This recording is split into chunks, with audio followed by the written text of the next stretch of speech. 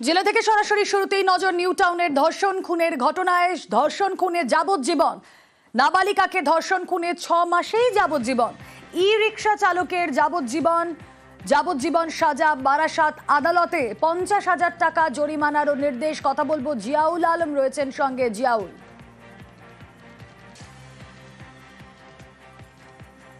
দেখো, মাত্র 6 মাসের মধ্যে নিউ টাউন নাবালিকাকে ধর্ষণ এবং খুন করার ঘটনায় অভিযুক্ত অর্থাৎ সৌমিত্র রায়কে অমৃত্যু কারাদণ্ড নির্দেশ দিলেন বারাসাত পস্কো আদালত। অর্থাৎ একাধিক ধারায় অভিযুক্তকে অভিযোগ করা হয়েছিল, যেমন 103, সেখানে কিন্তু অমৃত্যু কারাদণ্ড এবং 50,000 টাকা জরিমানা, সঙ্গে অনাদায়ে আরও 5 বছরের জেল। 65/1 এখানেও কিন্তু অমৃত্যু কারাদণ্ড এবং তার 50,000 টাকা জরিমানা এবং 5 বছরের জেল। এবং 6 অর্থাৎ পস্কো এখানেও কিন্তু দেখা যাচ্ছে তাকে এই 20 বছরের কারাদণ্ড এবং প্রায় 50,000 টাকা জরিমানা, অনাদায়ে আরো 5 বছরের জেল। অর্থাৎ 3টি ধারায় কিন্তু প্রায় 1.5 লক্ষ টাকা জরিমানা করা হয়েছে সৌমিত্র রায়কে, সঙ্গে অমৃত্যু কারাদণ্ডের নির্দেশ দেওয়া হয়েছে। মূলত নাবালিকাকে ধর্ষণ করে খুনের ঘটনায় গ্রেফতার করা হয় টোটো চালক সৌমিত্র রায়কে।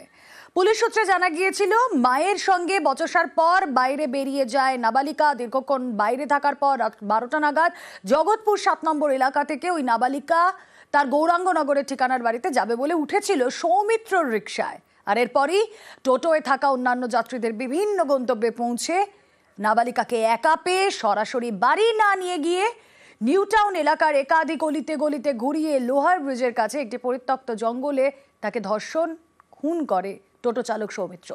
সিসিটিভি ফুটেজের পাশাপাশি আরও অন্যান্য টেকনিক্যাল এভিডেন্সের উপর ভিত্তি করে 9 তারিখ ভোররাতে প্রথমে আটক করা হয় সৌমিত্রকে। পরবর্তীতে পুলিশের জিজ্ঞাসাবাদে কথাবার্তায় যথেষ্ট অসঙ্গতি মেলে, তারপর তাকে গ্রেফতার করা হয়। আজ অভিযুক্ত সৌমিত্র রায়কে আমাদের প্রতিনিধি জিয়াউল যেরকম বলছিলেন, ভারতীয় ন্যায় সংহিতার 103(1), 65(1) এবং পক্সোর 6 ধারায় দোষী সাব্যস্ত করেন বারাসাত জেলা পক্সো আদালতের বিচারক। 7 মাস পর আজ সাজা।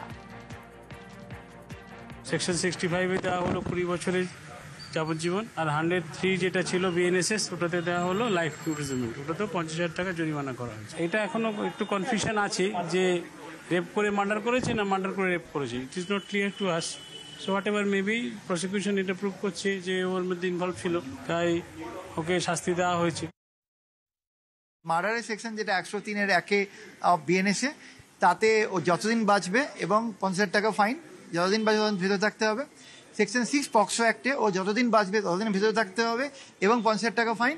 আর রেপের যে অভিযোগটা ছিল 65(1), তাতে কিন্তু 20 বছর জেল হলো এবং 50,000 টাকা ফাইন। প্রত্যেক ক্ষেত্রে যদি 50,000 টাকা না দিতে পারে, তাহলে ওরা আরও 5 বছর করে ভেতরে থাকতে হবে। 39টা সাক্ষীকে ডাকতে হয়েছে। আমাদের 19 দিনের মাথায় আমরা চার্জশিট ফাইল হয়। ঘটনার 19 দিনের মধ্যে এটা 7 ফেব্রুয়ারির incident. Chemical evidence, forensic evidence, gate parent আমাদের আছে, যেখানে ওর গেট প্যারেন্টটা ম্যাচ হয়েছে। যদি মৃত্যুদণ্ড হতো, মানুষ ভয় পেত যে এরকম কাজ করলে মৃত্যুদণ্ড হবে। এই রায়তে ফাঁসি হলে ভালো হতো, কিন্তু আমৃত্যু কারাবাস দিয়েছে, এটাই থাক। আর উচ্চ আদালতে তো যাওয়ার কোনো প্রশ্নই নেই, কারণ আমাদের বোনটা তো আর ফিরে আসবে না। হাইকোর্টে বাধাহীন পুজোর অনুদান। পুজোয় অনুদানের সরকারি সিদ্ধান্ত বহাল হাইকোর্টে। মাত্র 3টি পুজো কমিটি হিসেব দেয়নি জানিয়েছে রাজ্য। শিলিগুড়ির 3 পুজো কমিটি হিসেব দেয়নি রাজ্য। যারা হিসেব দেবে না তাদের অনুদান নয়, পুজোর অনুদান মামলায় নির্দেশ হাইকোর্টে। যারা ইউটিলাইজেশন সার্টিফিকেট নির্দিষ্ট সময়ের মধ্যে জমা দিতে না পেরেছে, তাদেরকে এই পুজো গ্রান্টের টাকা দেওয়া যাবে না।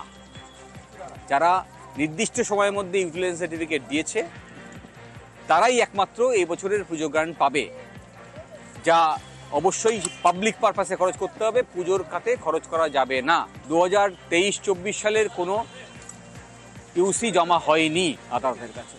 ফলে কাউকেই যদি এবছর পূজা গ্রান্ট দেয়, তাহলে তা আদালত অবমাননার শামিল হবে। 2024-এর পুজোর হিসেব কি দেখাবো আপনাদেরকে গ্রাফিক্যালি। 2024-এর পুজোর হিসেব কলকাতা পুলিশ এলাকায় 2876টি ক্লাব রয়েছে। কলকাতার সব ক্লাব পুজোর হিসেব দিয়ে দিয়েছে। রাজ্য পুলিশ এলাকায় কটা ক্লাব রয়েছে? রাজ্য পুলিশ এলাকায় 41,799 ক্লাব। অনুদান নিয়েছিল 41,795 ক্লাব। পুজোর হিসেব দিয়েছে 41,792 ক্লাব। শিলিগুড়ি পুলিশ এলাকার 3টি ক্লাব তারা হিসেব দেয়নি। 2024-এর পুজোর হিসেব দেয়নি শিলিগুড়ির 3টি পুজো কমিটি। কথা বলবো, প্রতিনিধি পার্থ রয়েছেন আমাদের সঙ্গে। পার্থ, 2024-এর হিসেব এখনো দেওয়া গেল না কেন শিলিগুড়ির এই 3টে পুজো কমিটির তরফে?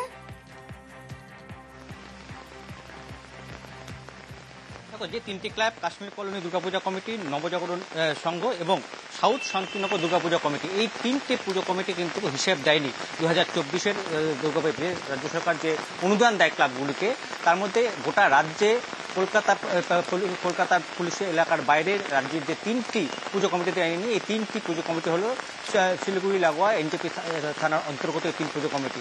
তাদের সঙ্গে আমরা যোগাযোগ করি। কাশ্মীর কলোনি দুর্গাপূজা কমিটির যারা পুজো উদ্যোক্তা, তাদের কথায় যে গতকালই তাদেরকে নোটিশ দেওয়া হয় এনজেপি থানা থেকে যে হিসেব না দেওয়ার জন্য, এবং তারপরে কিন্তু গতকাল তারা তার হিসেব শিলিগুড়ি পুলিশ কমিশনারেটে জমা দেয়।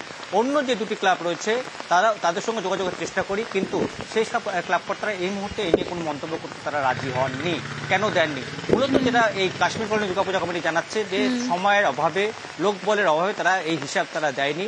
আর যদি এই অনুদান, রাজ্য সরকারের যে অনুদান যদি তারা না পায়, তাহলে কিন্তু পুজো বন্ধ করে দিতে তারা বাধ্য হবে। কেননা এই রাজ্য সরকারের অনুদানের উপরই নির্ভরশীল ছিল তাদের একটা বড় অঙ্ক তারা রাজ্য সরকার থেকে। ওকে পার্থ, নজর থাক।